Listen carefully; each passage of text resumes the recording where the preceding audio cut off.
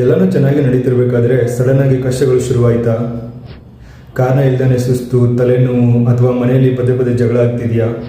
ಹಾಗಾದರೆ ನಿಮಗೆ ಕೆಟ್ಟ ದೃಷ್ಟಿ ಅಥವಾ ಎವಿಲೇಸ್ ಬಿದ್ದಿರಬಹುದು. ಈ ವಿಡಿಯೋನ ಕೊನೆವರೆಗೂ ನೋಡಿ. ದೃಷ್ಟಿ ದೋಷ ಅಂದರೆ ಕೇವಲ ಒಂದು ಮೂಢನಂಬಿಕೆ ಅಲ್ಲ, ಅದ್ರ ಹಿಂದೆ ಒಂದು ಸೈನ್ಸ್ ಅಥವಾ ವಿಜ್ಞಾನ ಕೂಡ ಇದೆ.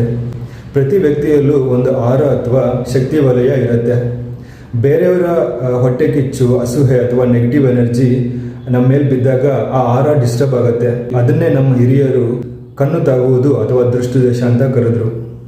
ಆದರೆ ನಿಮಗೆ ದೃಷ್ಟಿ ಆಗಿದೆ ಅಂತ ಕಂಡುಹಿಡಿಯೋದಾದ್ರೂ ಹೇಗೆ? ಮೊದಲನೇದಾಗಿ ಪದೇ ಪದೇ ಹುಷಾರು ತಪ್ಪೋದು. ಎರಡನೇದಾಗಿ ನೀವು ನಿಮ್ಮ ಮನೆಯಲ್ಲಿರೋ ಗಿಡಗಳಿಗೆ ಎಷ್ಟೇ ನೀರು ಹಾಕಿದ್ರೂ ಸಡನ್ ಆಗಿ ಎಲ್ಲ ಗಿಡಗಳು ಒಣಗೋಗೋದು. ಮೂರನೇದು, ನೀವೇನೋ ಕೆಲಸ ಮಾಡಿದ್ರೂ ಕೈಗೆ ಬಂದು ತುತ್ತು ಬಾಯಿಗೆ ಬರೆಯೋದೇ ಇರೋದು. ಅಂದರೆ ಕೊನೆ ಗಣಿಗಳಲ್ಲಿ ಎಲ್ಲ ಕೆಲಸನೂ ಕ್ಯಾನ್ಸಲ್ ಆಗುವಂಥದ್ದು. ಇದಕ್ಕೆ ಹೆದರ ಆಗುತ್ತೆ ಇಲ್ಲ. ನಾನಿವತ್ತು ನಿಮಗೆ 3 ಸಿಂಪಲ್ ಪರಿಹಾರಗಳನ್ನು ಹೇಳ್ತೀನಿ. ನೀವು ಸ್ನಾನ ಮಾಡುವಾಗ ವಾರಕ್ಕೊಮ್ಮೆ ನಿಮ್ಮ ಸ್ನಾನದ ನೀರಿಗೆ ಕಲ್ಲುಪ್ಪನ್ನು ಬೆರೆಸಿ ಸ್ನಾನ ಮಾಡಿ.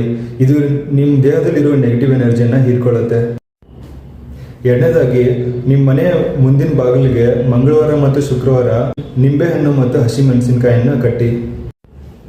ಚಿಕ್ಕ ಮಕ್ಕಳಿಗೆ ಏನಾದರೂ ದೃಷ್ಟಿ ಆಗಿದ್ದರೆ ಒಣಮೆಣಸಿನಕಾಯಿ, ಸಾಸಿವೆ ಮತ್ತು ಕಲ್ಲುಪ್ಪನ್ನು ನಿವಾಳಿಸಿ ಬೆಂಕಿಗೆ ಹಾಕಿ. ಈ ಮಾಹಿತಿ ನಿಮ್ಗೆ ಇಷ್ಟ ಆಗಿದ್ರೆ ನಮ್ಮ ಚಾನಲ್ಗೆ ಸಬ್ಸ್ಕ್ರೈಬ್ ಮಾಡಿ ಹಾಗೂ ಇದನ್ನೆಲ್ಲರಿಗೂ ಶೇರ್ ಮಾಡಿ. ಧನ್ಯವಾದಗಳು.